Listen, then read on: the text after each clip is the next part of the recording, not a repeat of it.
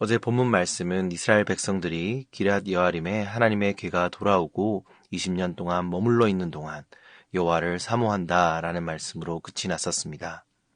하나님의 궤가 이스라엘 백성 안에 돌아오자 그 백성들의 마음도 여호와를 향해 그리고 그가를 사모하는 마음을 가지도록 돌아서게 만든 것입니다.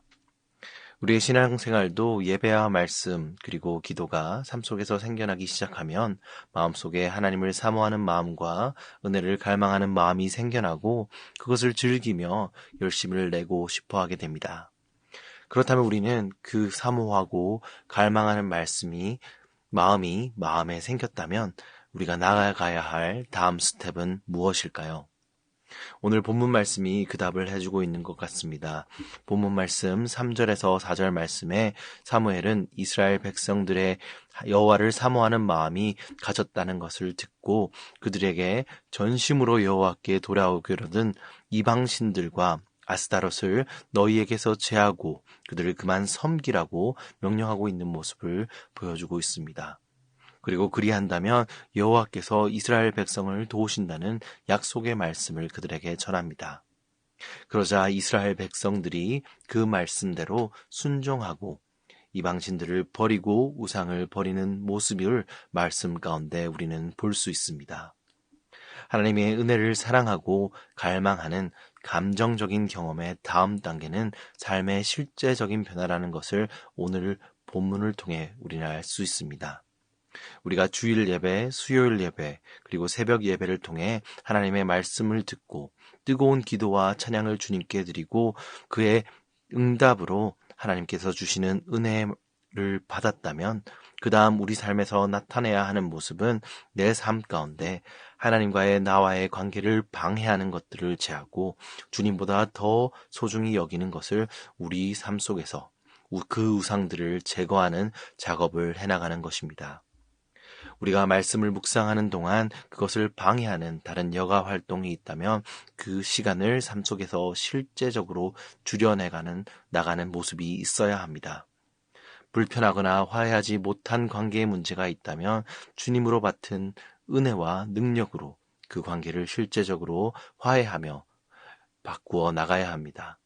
하나님보다 더 소중하게 여기는 것이 있다면 삶 가운데서 그 소중하게 여기는 것 대신 하나님을 선택하는 실제적인 우리의 선택의 변화가 있어야지만 하나님께 돌아가는 완전한 회복을 가질 수 있음을 오늘 사무엘이 말하고 있는 본문 말씀을 통해 우리는 배울 수 있는 것입니다. 오늘 본문에서 볼 수 있는 이스라엘 백성처럼 우리도 하나님의 말씀과 예배로 회복된 은혜로 인해 우리 삶에 실제적인 변화가 있을 수 있기를 주님의 이름으로 소망합니다. 이어지는 5절로부터 6절 말씀에는 우상을 제거하고 그것들을 섬기는 것을 멈춘 이스라엘이 하나님 앞에서 자신의 죄를 하나님 앞에서 회개하고 뉘우치는 모습을 보여줍니다. 그리고 이들은 사무엘을 통해 주신 하나님의 명령을 순종하여 미스바로 모여 자신의 죄와 허물을 슬퍼하며 물을 쏟고 통한하는 마음으로 금식하는 기도를 통해 하나님 앞에 자신의 죄를 토해내는 모습을 말씀 가운데서 살펴볼 수 있습니다. 그리고 그들은 이 기도를 통해 주님 앞에서 자신의 죄를 내려놓음으로 다시 한번 하나님의 백성으로 또 하나님이 부르신 선민으로 회복됨을 경험하게 됩니다. 하나님 안에서의 회복은 그저 외적인 회복만이 아님을 오늘 본문 말씀에서 우리는 살펴보았습니다. 하나님의 은혜는 그들을 사모하게 만들었고 그 사모하는 마음을 통해 그들은 삶 속에서 우상을 제거하고 하나님 앞에서 자신의 죄를 자복하며 회개했던 것입니다. 그리고 그 회복함은 그들의 정체성까지 완전하게 회복되는 모습을 그들에게 선물한 것입니다. 오늘날 우리가 받은 은혜도 우리의 삶 속에서 그저 자기계발서같이 우리의 삶의 습관 몇 가지만을 고치는 것에 그치는 하나님의 은혜가 아님을 우리는 기억해야 됩니다. 우리가 우리 삶 속에서 우리가 은혜 받은 것을 행동으로 옮길 때, 그리고 주님 앞에 우리 죄를 자복할 때 그 하나님께서는 근본적인 삶의 정체성까지 우리 삶에서 바꾸심을, 회복하심을 우리는 기억해야 합니다. 이러한 회복함을 받은 하나님의 백성들은 더 이상 자기 스스로를 책임져야 하지 않습니다. 왜냐하면 하나님께서 그들의 삶을 책임져 주시고 그들의 삶을 지키시기 때문입니다. 6절 말씀 마지막에 미스바에서 사무엘이 이스라엘 자손을 직접 다스렸다고 나와 있습니다. 그리고 그들이 블레셋 사람들이 자신들을 공격하자 그들은 더 이상 자신 스스로 직접 싸우는 것이 아닌 하나님의 사람인 사무엘에게 쉬지 않고 부르짖을 것을 요청합니다. 이들인 더 이상 적국에게 침략을 받을 때 자신의 힘으로만 지켜내야 하는 가나안 땅의 족속처럼 살아가는 것이 아닌 그것을 넘어서 하나님 보호 가운데 들어갔기에 이제는 하나님께 부르짖는 것으로 사무엘에게 요청하며 자기 스스로를 보호할 수 있는 것입니다. 그리고 하나님께서는 사무엘이 하나님의 뜻대로 온전한 번제를 드리며 하나님에게 도움을 청하자 큰 우레를 내리심으로 이스라엘 백성들을 블레셋 사람 손에서 건져내십니다. 하나님 안에서 받은 회복함을 경험함으로써 하나님 안에 거하는 사람들은 하나님께서 책임지는 인생을 경험하게 됩니다.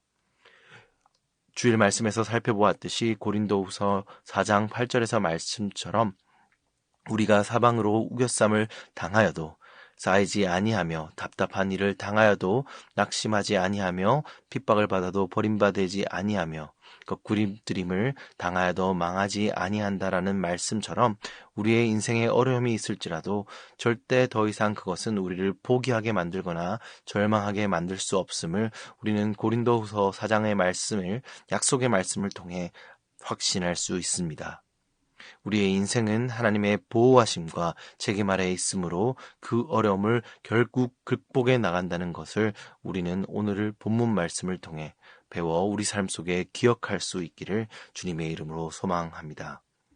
마지막으로 하나님께로 돌아갈 수 있으므로 하나님께로 돌아감으로 얻을 수 있는 회복은 그 회복은 나를 이전 상태로만 돌려놓는 것이 아닌 더 나은 모습으로 그리고 내가 상상할 수 없었던 하나님 안에서 더 완성된 모습으로 회복시킨다는 말씀을 오늘 말씀에서 살펴볼 수 있습니다. 13절 말씀에서 볼 수 있듯 하나님의 도움 에베네셀은 그들을 한 전투에서 이기게 한 것만이 아닌 그들을 항상 괴롭히던 블레셋 사람들을 굴복하게 만듭니다.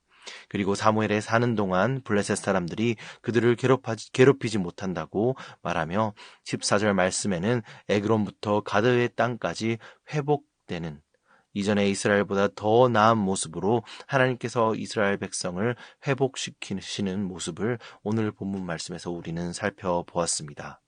하나님 안에 거하고 그의 품에 머무는 사람은 자신의 힘이나 능으로 이룰 수 없는 것까지 바라보며 꿈꾸며 마침내 그것을 이루어낼 수 있는 사람임을 기억해야 합니다. 하나님의 임재 가운데 우리는 그분의 계획과 그분의 능력으로 살아가므로 내가 가진 비전보다 더 큰 비전을 바라보고 내가 가진 계획보다 더 큰 계획을 세울 수 있고 나의 능력보다 더 큰 일을 해낼 수 있는 사람이 되는 것을 하나님 앞에 돌아감으로써 그리고 그 품에 거함으로써 이루어낼 수 있는 우리는 그러한 사람임을 기억하시길 우리 주님의 이름으로 소망합니다. 하나님의 은혜를 받는 사람들은 삶의 실제적인 변화와 하나님 앞에서 영적인 회복을 경험하는 사람임을 오늘 본문 말씀에서 우리는 살펴보았습니다. 그리고 그 회복을 통해 하나님 안에 거한다면 하나님께서는 우리가 전에 경험하지 못했던 우리가 상상할 수 없었던 전무했던 은혜로 우리가 할 수 있고 가진 것보다 더 큰 것을 이루시게 하시고 더 완전한 것으로 우리 안을 채우시는 우리를 더 완벽한 모습으로 만들어내시는 것을 우리는 기억하고 믿을 수 있는 우리 모든 오렌지 한인교회 성도님들이 될 수 있기를 주님의 이름으로 축원드립니다.